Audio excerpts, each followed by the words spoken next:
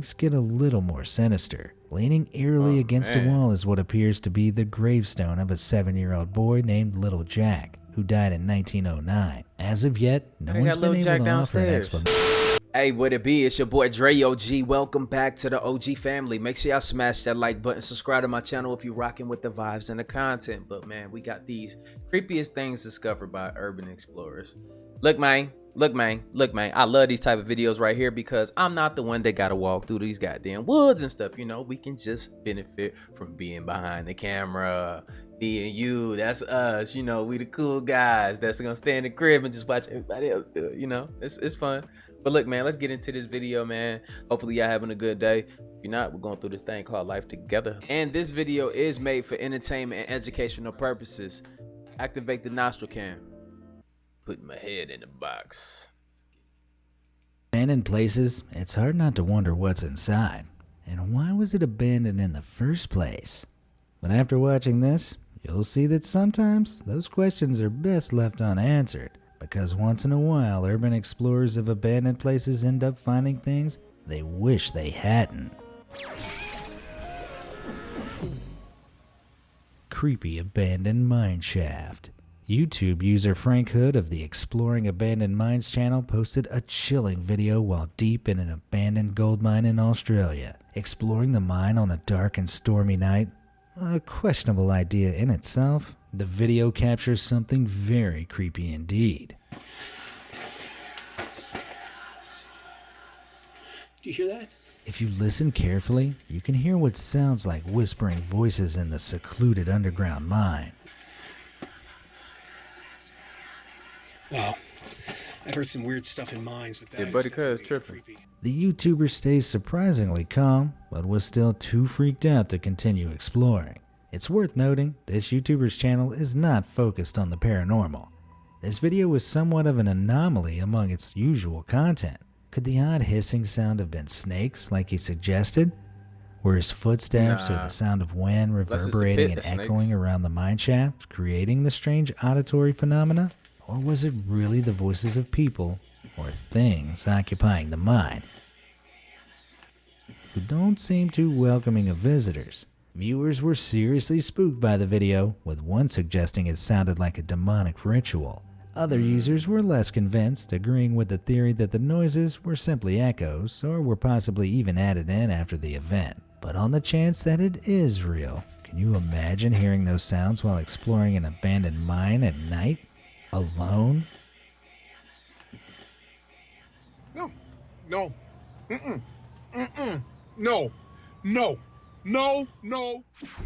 Padlock dungeon. That's facts. Contractors inspecting an abandoned farmhouse in Pickering, Ontario made a truly bizarre discovery underneath the property back in December 2011. Located at the end of a long driveway, surrounded by greenery, the house is hidden from passers-by. It seems to be a nice place to live, secluded and rural, but it hides a terrifying secret. Although the house was unoccupied for half a decade, the contractors found a recently installed locking system on the door to one of the rooms in the basement. The room was secured by a heavy door with multiple exterior locks, quite clearly designed to keep someone inside. Low-quality photos released of the room's interior show heavy-duty steel chains hanging from the ceiling. Deeply concerned by the room, so new and carefully built, the police began an investigation into who had built it and what their sinister purpose was. The day they began their forensic search of the property, however, a huge blaze engulfed the house overnight. The fire destroyed the entire residence along with any evidence it may have contained, leaving big questions unanswered. Who built the dungeon? And what was it intended for? Unless someone comes forward, it looks like we'll never find out. Y'all know what that was intended for. Like, we ain't gonna cap like y'all don't know what the hell was going on down there. Obviously, somebody created that dungeon to, you know, touch on people's booties and stuff, you know what I'm saying, and do weird stuff to you down there. You know, there's some people out here in the world that's just like that, man. They ain't like that in the head, you know what I'm saying? That's why you gotta protect yourself, man. Can't trust everybody. Be cool, protect your energy. Watch how you talk to people. Abandoned amusement park. Theme parks are normally places filled with laughter and fun, But this abandoned amusement park in Lancashire, England has an entirely different atmosphere now than when it was still open. When urban explorer Andre Govia searched the place, he found it full of a nightmarish army of terrifying mannequins. With their haunting expressions and decaying bodies, they make for a seriously creepy sight. In the grass. If that wasn't unsettling enough, some of the mannequins were also dressed in disturbing costumes, now tattered and faded, scattered along the ghost train ride. Dating back to the 1960s, many of the mannequins were mechanical, which would have allowed them to move. Of course, the electronics are long defunct, and many of the mannequins' wires now trail out onto the ground. But the thought of one of these turning to face you while exploring the park is easily enough to keep me out. Yeah, I'm cool. Abandoned asylum encounter. If you're looking for real scares online, your best bet isn't to search for ghost videos or anything supernatural. It's the scary people YouTubers encounter that you should be more afraid of. And this next video proves it. YouTube channel The Proper People posted this strange and unexplained encounter that happened when they were exploring an abandoned asylum in the dead of night. The pair entered the asylum to find it largely destroyed, with the walls covered in graffiti from previous explorers. I don't even think this is a basement. Alright, upstairs. As the pair look around, they are stunned to see another person in the shadows outside the property. Miles from anywhere, there's nothing to indicate who the person is, how they got there, or what they were up to. There were no other cars parked at the asylum besides the one The Proper People arrived in. The pair call out, but get no response. Yeah, you gotta be out. Very uneasy, they decide to leave the asylum and get away from the unknown person who didn't seem to want to be found. Who could this stranger have been? A fellow urban explorer? A homeless person? Or somebody with more sinister intentions? Let me know what you think in the comments down below. Right, and do you take the chance with it trying to approach them? That's the thing. Pigeon Massacre. Urban explorers from the Hell on Earth YouTube channel happened across something terrifying in one of their videos.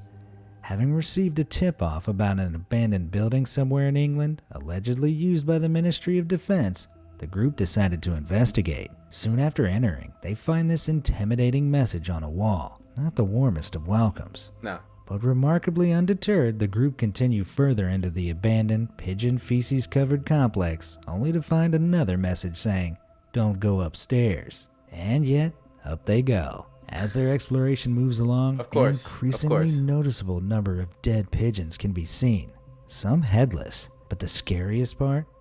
Writing on the wall of a higher floor bears the words, "Too many birds." Either someone's playing a prank, or there's a seriously twisted individual living in that abandoned building. At certain points, the ominous calling of what sounds like pigeons somewhere above the explorers also becomes apparent. And later still, a male voice calls out to them. Freaked out, the group quickly exit the building, only to be now y'all confronted gone. by an angry security guard who accosts them for trespassing. While waiting for the police to show up, the group asked the guard why the building was so inexplicably full of dead pigeons. The security guard simply replies, Because it's the ghosts. It's the ghost. That is haunted. "Perhaps there's a reason the building is so closely guarded. It's important nobody gets in, or they might lose their heads." Hey, that's crazy. What if that was like, think about this shit though. Think about it, like, what if they were really onto something and they was about to see a real ghost that was gonna try to harm them or some shit like that, and you know, when they started speaking to them, that kind of saved them. You know, that's what I be thinking. Look, man, I think of all possibilities. You know what I'm saying? If something was calling out to me like that, I'd be out too. I'm not too big to tell y'all that, man. You can have a pistol on you, you can have a knife, whatever, you know, but some shit ain't worth it, you know? This nigga's in this building and he's a real person, he can have it, you know? He's probably not right in the head. Just saying. Rockstar's Basement. In 2017, urban explorers from the YouTube channel Exploring with Fighters made a chilling discovery in an abandoned $13 million mansion near Oxford, England. The mansion's previous owner was rockstar David Gilmour of Pink Floyd, who reportedly purchased the massive 11-bedroom 16th century manor house in 1980. But sadly, after it changed hands a few times, the most recent owners let it fall into disrepair. The video explores the rooms of the now abandoned mansion, including a snooker room and an elaborately decorated child's bedroom. However, as they venture downstairs into the basement, things get a little more sinister. Leaning eerily against a wall is what appears to be the gravestone of a 7-year-old boy named Little Jack, who died in 1909. As of yet, no one's been able to offer an explanation, though some believe it may have been made in memory of a family dog generations ago. Either way, it's a creepy thing to encounter anywhere, let alone in the basement of an abandoned house. Right. Even the mansion's more recent history is troubled. A woman named Jill Sinclair owned the manor house at the beginning of this century, but suffered severe brain damage after her son accidentally shot her with an air rifle on the premises. She later died of her injuries. The house was sold in 2007 following the tragic incident and has been left to decay ever since, haunted by its tragic past. The urban explorers must have been very grateful that the manor's disturbing past only came to light after they were safely away from the premises.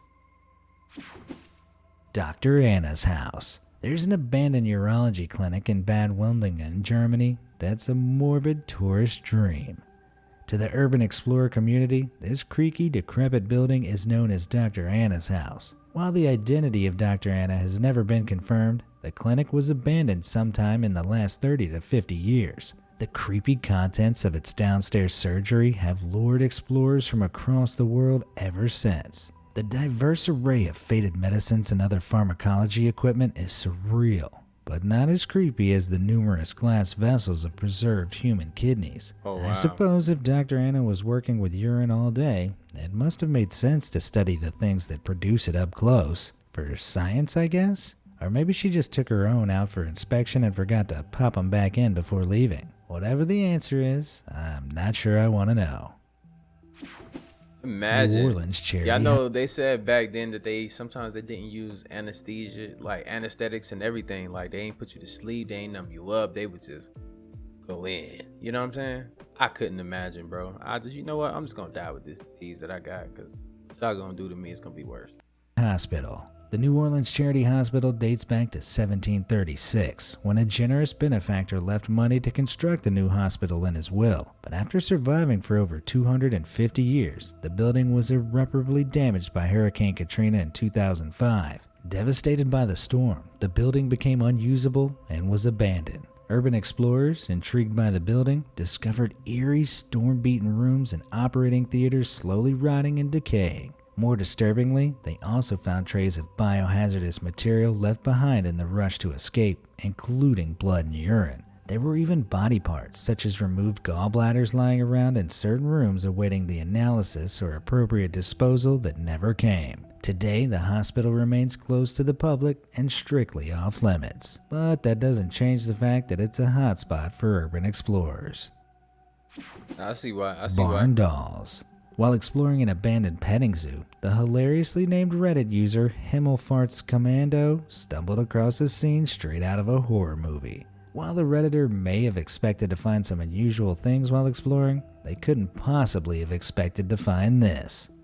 Yep, a rickety old barn with several creepy children's dolls strewn around the floor. Unsurprisingly, the sight of the dolls leading up to a dark and dilapidated barn was enough to convince the Redditor to leave as quickly as possible before they found out who they belonged to. While these dolls were probably originally intended to be sold in the petting zoo's gift shop before it closed, you can't help wondering who was behind this mess, or whether they knew how much of a fright it'd cause. Creepy children's drawing. In 2017, urban exploration YouTuber Exploring with Josh posted a video in which he explores a rotting chapel and 2 abandoned houses deep in the forest, somewhere in Pennsylvania. So it's like a log cabin almost. Yep. While the group feel uneasy visiting the chapel and the first house, they find nothing particularly unsettling. It's getting late. We're going to the next place now. It's probably going to be dark when we get there. However, in the second house, they come across a more chilling atmosphere. Layers of dust cake what is otherwise a neatly arranged home, Very rustic. Dude, they still have vodka left in there. which appears to have been abandoned in a hurry, seemingly leaving all the owner's possessions behind. Whoever lived there had kids. Yep. Their names are right there. But continuing to explore the kitchen, the group encounter a chilling image scrawled onto a child's blackboard. The picture has been interpreted by some as depicting a woman hanging with a rope around her neck, though I'm not entirely convinced. That being said, in another room they find a more sophisticated drawing along the same theme. That is messed up.